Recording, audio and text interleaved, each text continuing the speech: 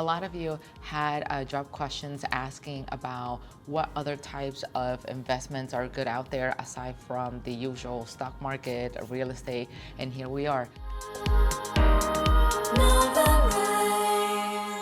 Hello everyone, and welcome back to another episode at NOVARISE. So today we're at a conference, we're at the Money Show, and we decided to record this video as a way to share a little bit about our day, a little bit about what we do or look for when it comes to looking for alternative investment. So the reason why we came to the Money Show is because sometimes we look into different businesses to invest in. And in conversations with other investors, this particular show was actually recommended to us. And so we're here checking it out for the very first time. And in a few, we're gonna go ahead and share some of the footage so that you can get a sense of what you can expect from these type of conferences. And if you're interested, we'll definitely leave the link down below in the description box so that you can sign up for future events. So before we go ahead and continue, I wanted to share one very important tip that you definitely have to keep in mind, and is staying at the hotel where the conference is taking place. Why is that? Because money and comfort are very important. Yes, I understand that sometimes when you stay at the hotel where the conference is held, could be a little bit more expensive because they do jack up the prices and they try to make the most out of it. However, your time and your peace of mind are at stake here. So you should always prioritize those. There's nothing more convenient than sleeping in a little bit late during the day of the conferences and then just going downstairs and voila, your classes are there.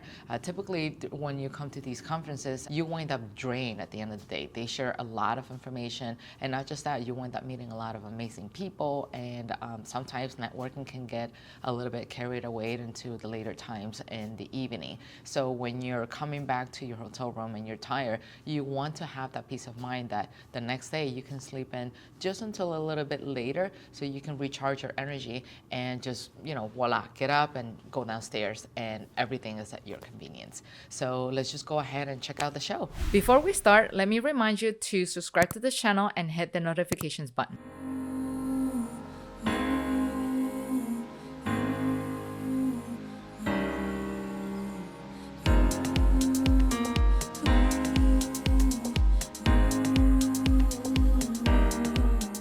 Okay, so what we originally planned out did not work, mainly because there was a lot of people, lots of noise, and it made it very difficult for us to narrate our progress throughout the Money Show. So what we decided to do was just to record as much as we can without having to talk, just to capture the images or the memories that we wanted to convey to you.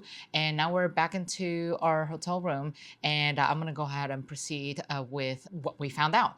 So first things first, who's the show targeted for? So based on what we saw, it was mainly targeted for people who were either approaching retirement age or close to retirement age. So that doesn't necessarily mean that if you are not hitting that age range, that it is not for you. They have their own reasons to target it. Maybe they want to target retirement people because they have a lot of money sitting in their retirement account and they're looking for ways to invest it. But for us, it was definitely a great learning opportunity because we don't want to wait until we hit retirement.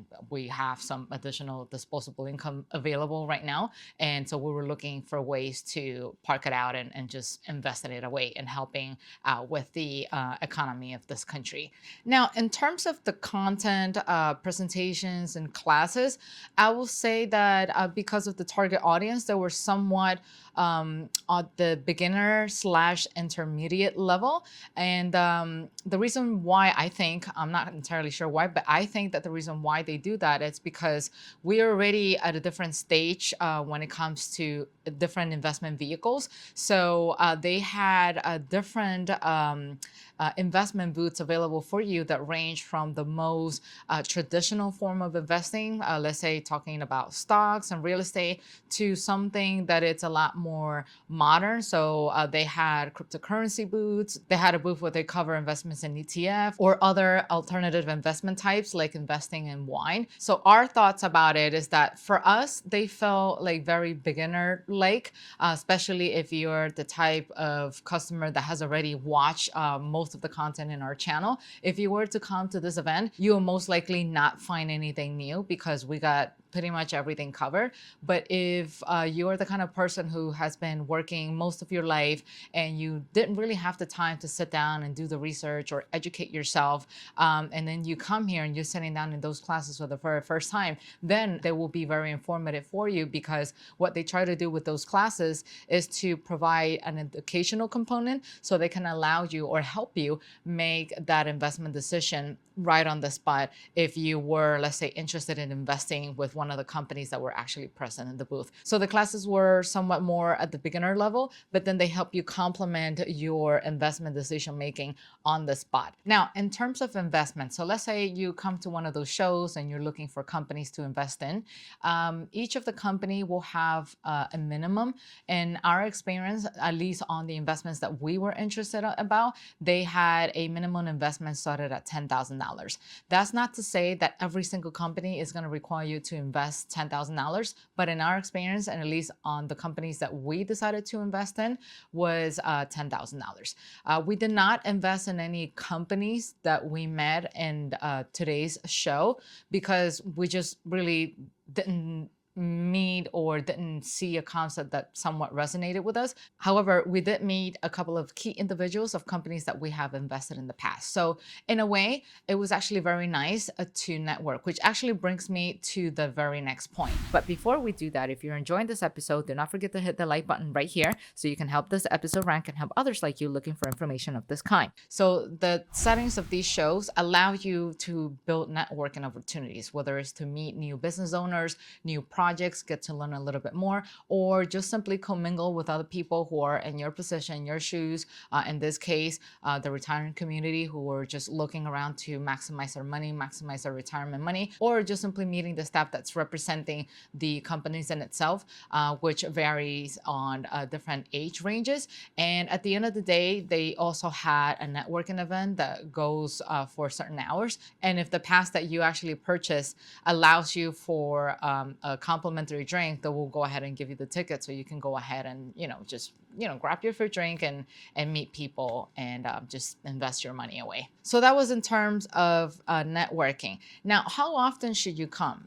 In our experience, we've been traveling to conference 2 years in a row, just to kind of like get a feel of what we like, what we don't like, what we expect to get out of it. We noticed that things usually don't change much year over year. So if I were to replan my traveling to attend multiple conferences, I will actually parse it out a little bit more. So let's say, for example, instead of like traveling every single year, I will most likely wait 3 to 5 years in between before attending these type of conference, because we notice that for the most part, year over year, it's the same vendors, it's the same businesses that are showing up. And so you have to also give time for things to progress. Every time you build a new business, every time a new business is launched, that business doesn't necessarily grow overnight. So you have to give it some time for them to collect sufficient funding from the investors, sufficient time to get the patents, the permits, whatever legal stuff that they need to take care of. And when you put it in the grand scheme of things, it actually can take years for a product or a business concept to take off. So we learned that along the way, that traveling every year might not be the best use of our time, especially if we're trying to find new businesses to invest in. But if you parse it out to 3 to 5 years, then there's a higher chance for you to, come out to one of these conferences and possibly meeting other new businesses that might grab your interest. So there you go. That's what we learned. And while I still have you here, make sure you check this episode somewhere on the side. That's going to help you complement everything you just learned today. Take care. Bye-bye.